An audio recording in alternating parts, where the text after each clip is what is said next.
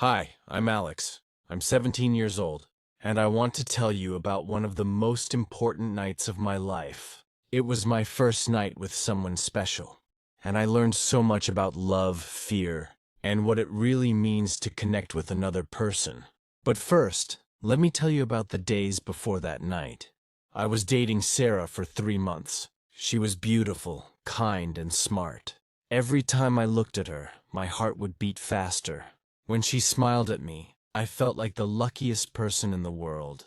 We had talked about spending a night together. Not just any night, but the night. You know what I mean. The first time we would be completely alone together, sharing something intimate and special. I was excited, but I was also terrified. My hands would shake whenever I thought about it. My stomach felt like it was full of butterflies. Sometimes I couldn't sleep because I kept thinking, what if I do something wrong? What if she doesn't like me? What if I'm not good enough? The worst part was my friends. They thought they were helping me, but they made everything more confusing and scary. My friend Mike told me, "Alex, you have to be strong. Don't show her you're nervous. Girls don't like weak guys." My friend James said, "Be fast and confident. Don't ask too many questions. Just do what you want to do." And my friend David said, "The first night is always difficult. It's going to be awkward and embarrassing. Just get through it quickly." Every time they gave me advice, I felt worse. Their words made me think that the first night was like a test I had to pass, or a game I had to win. They made it sound like something scary and competitive, not something beautiful and loving. I started believing them. I thought I had to be someone different, someone stronger, faster, and more confident than I really was. I practiced looking serious in the mirror. I tried to walk differently. I even changed the way I talked to sound more manly. But deep inside I knew this wasn't right. I loved Sarah for who she was, and I hoped she loved me for who I was too. Why should I pretend to be someone else on the most important night of our relationship? The day finally came.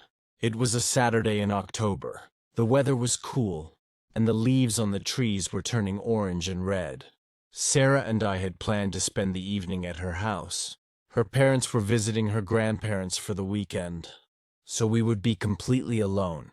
All day I couldn't focus on anything. I tried to do my homework, but I kept reading the same sentence over and over again. I tried to watch TV, but I couldn't follow the story. I tried to eat lunch, but my stomach was too nervous to accept food. My mother noticed something was wrong. She asked me, "Alex, are you feeling okay? You look worried about something." I couldn't tell her the truth, so I said, "I'm just thinking about a test at school." She smiled and said, "Don't worry too much, sweetheart. You're a good student. Just do your best, and everything will be fine." Her words made me feel a little better, even though she didn't know what I was really worried about. Maybe she was right. Maybe I just needed to be myself and do my best. In the afternoon, I took a long shower and put on my best clothes. I chose a soft blue shirt that Sarah said she liked, and clean jeans. I combed my hair carefully and brushed my teeth 3 times. I looked at myself in the bathroom mirror. My face looked pale, and my eyes showed how nervous I felt. I took a deep breath and said to myself, "Alex, you love Sarah, and she loves you. That's all that matters. Just be kind, be gentle, and be yourself." I bought some flowers on the way to her house, white roses, because they were her favorite. My hands were shaking as I carried them. Every step toward her house made my heart beat faster. When I reached her front door, I stood there for a full minute before knocking. I was trying to calm down and remember all the advice my friends had given me. But then I realized something important. I didn't want to follow their advice anymore. I wanted to follow my heart. Sarah opened the door, and my breath stopped. She was wearing a simple white dress that made her look like an angel. Her hair was soft and shiny, and she smelled like flowers. But what I noticed most was her eyes. They looked nervous too, just like mine. "Hi, Alex," she said softly. "Hi, Sarah," I replied. My voice came out quieter than I expected. I gave her the roses, and her face lit up with the most beautiful smile I had ever seen. "They're lovely," she said. "Thank you so much." She invited me inside. The house was quiet and peaceful. She had lit some candles in the living room, and soft music was playing. Everything looked perfect, but I could feel that we were both nervous about what might happen later. Sarah had cooked dinner for us, pasta with tomato sauce and garlic bread. It was simple, but it was made with love, and that made it taste special. We sat at the kitchen table and tried to have a normal conversation.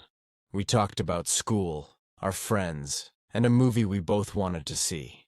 But I could hear that our voices sounded different than usual, quieter and more careful. Sometimes our eyes would meet across the table, and we would both look away quickly, smiling shyly. It was like we both knew what we were thinking about, but we were afraid to talk about it directly.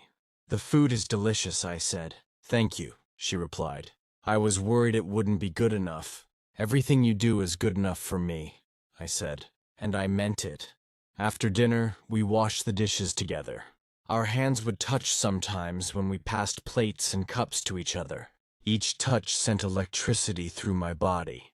I could see that she felt it too. After we finished cleaning the kitchen, Sarah said, "Would you like to go upstairs? We could listen to music in my room." My heart started beating so fast I thought she might hear it. "Okay," I said. We walked up the stairs slowly.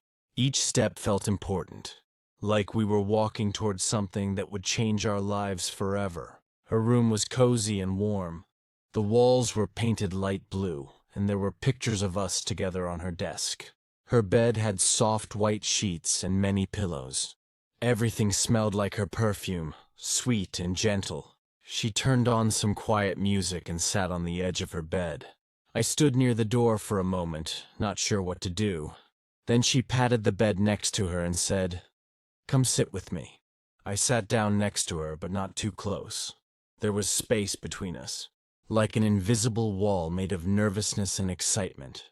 For several minutes, we just sat there listening to the music. Neither of us knew how to start. I kept thinking about what my friends had told me. To be strong, to be fast, to take control. But sitting there next to Sarah, those ideas felt wrong. Finally, I said, "Sarah, I need to tell you something." She looked at me with worry in her eyes. "What is it?" "I'm nervous," I said. "Really nervous. I don't know what I'm supposed to do, and I'm afraid I'll do something wrong." She was quiet for a moment. Then she smiled and said, "I'm nervous too. Alex, I'm just as scared as you are." Hearing her say that made me feel so much better. I wasn't alone in my fear. We were both new to this, both learning together. "Can I hold your hand?" I asked. She nodded and reached out her hand to me. When our fingers touched, it felt warm and safe. Her hand was soft and small in mine. We sat there holding hands, and slowly, the nervousness began to go away. "Your hand is shaking," she said with a gentle smile. "So is yours," I replied. We both laughed, and that laughter broke the tension in the room. Suddenly, everything felt more natural and comfortable. I moved a little closer to her on the bed. Now our shoulders were touching. I could feel the warmth of her body next to mine. "Is this okay?" I asked. "Yes," she whispered. "It's perfect." We started talking more freely then. We told each other about our fears and hopes for this night. Sarah said she had been worried that I wouldn't find her attractive. I told her that she was the most beautiful girl I had ever seen. I said I was afraid I wouldn't know how to make her happy. She said she was afraid of the same thing. "Maybe we can learn together," she suggested. "I'd like that," I said. We talked about what we wanted and what we didn't want. We promised to tell each other if anything felt uncomfortable or wrong. We agreed to go slowly and to stop anytime either of us wanted to. This conversation was so different from what my friends had told me to expect. They said the first night would be awkward and difficult to talk about, but talking with Sarah felt natural and important. It made us both feel safer and more connected. As we talked, we naturally moved closer together. I put my arm around her shoulders and she leaned against me. It felt wonderful to hold her like that. "Alex," she said softly. "Yes, I'm glad it's you. I'm glad you're my first." My heart filled with warmth when she said that. I'm glad it's you too, Sarah. I can't imagine sharing this with anyone else. I gently touched her face with my free hand. Her skin was soft and warm. She closed her eyes and smiled when I touched her cheek. "You're so gentle," she whispered. "Is that good?" I asked. "It's perfect," she said. In that moment, I realized how wrong my friends had been. They told me to be strong and powerful, but Sarah liked my gentleness. They told me to be fast and confident, but she appreciated that I was taking time and asking for permission. I learned that real strength isn't about being aggressive or dominant. Real strength is about being kind and caring, even when you're nervous. Real confidence isn't about pretending you know everything. Real confidence is about being honest, about what you don't know and being willing to learn. We continued to explore these feelings together. Every touch was gentle and respectful. Every kiss was soft and meaningful. We took time to look into each other's eyes and to whisper sweet things to each other. "I love you, Sarah," I said. "I love you too, Alex," she replied. Those words made everything feel right and perfect. As the night continued, we discovered something beautiful together. We learned that intimacy isn't about performance or technique. It's about connection and love. It's about caring more about your partner's feelings than your own fears. We took our time with everything. We talked, we laughed, we held each other. Sometimes we were quiet and just enjoyed being close. Sometimes we shared our deepest thoughts and dreams. The physical part of our relationship that night was beautiful. But it was beautiful because of the emotional connection we had built. It was beautiful because we trusted each other completely. It was beautiful because we were both gentle and patient and loving. By the end of that night, I had learned so many important things. First, I learned that it's okay to be nervous. Being nervous doesn't make you weak. It makes you human. And when you share your nervousness with someone who loves you, it can actually bring you closer together. Second, I learned that communication is the most important thing. Talking about your feelings, your fears, and your desires makes everything better. It makes you feel safer and more connected. Third, I learned that gentleness is more powerful than aggression. Being kind and respectful creates trust and love. Being rough or demanding creates fear and distance. Fourth, I learned that taking time is better than rushing. Every moment of that night was precious because we didn't hurry through it. We savored each touch, each kiss, each word of love. If you're reading this and you're nervous about your first night with someone special, I want you to know that it's okay to be scared. It's normal to have questions and doubts, but remember these things. You don't have to be perfect. You just have to be yourself, honest, kind, and loving. You don't have to know everything. You can learn together with your partner. You don't have to be strong in the way some people think of strength. True strength is being gentle and caring. You don't have to rush. Take all the time you need to feel comfortable and connected. Most importantly, don't listen to friends who try to make it sound scary or difficult. Listen to your heart. If you love someone and they love you, everything will be beautiful. That night changed my life. Not just because it was my first intimate experience, but because it taught me what love really means. Love isn't about power or control. Love isn't about performance or perfection. Love is about understanding, caring, and connection. Sarah and I are still together, and our relationship has grown stronger every day since that first night.